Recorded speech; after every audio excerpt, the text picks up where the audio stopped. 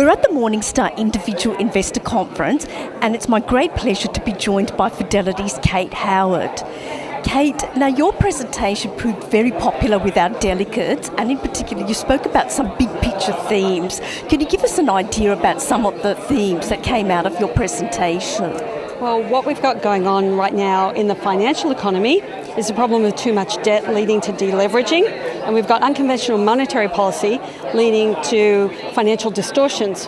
But in the real economy, what we've got going on is a demographic challenge of too many dependents relative to the number of workers, and then we've got technological disruption going on, big changes to how things are done.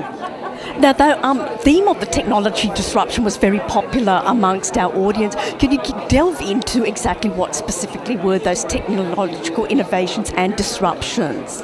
Well, at least in one way of looking at it, we're in the middle of the third industrial revolution. We had the first industrial revolution harnessing mechanical power, the second industrial revolution harnessing electrical power, and now we're watching as computing power seeps through every bit of the economy. That's great for capital and the providers of capital, but it has devastating impacts for workers in some industries that are disrupted. Now, that's an interesting point. You spoke about the disruption and the job losses that follow, Kate. Now, you spoke about living in that disruptive world. What about investing in that world? What sort of companies should investors keep an eye out amid those changes?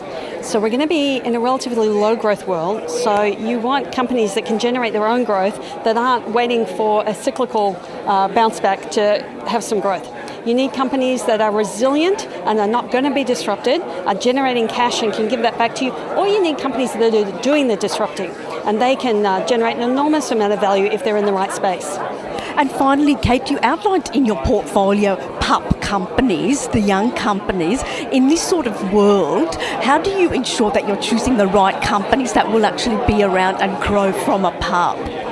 Yeah, pups are very high mortality, so that's an exciting but a risky place to be invested. So you wouldn't have room for too many of those in your portfolio, but you're looking for ones that have something that can grow into being a really strong competitive advantage, either a technological edge or a new innovation in an industry. But again, you've got to be very selective.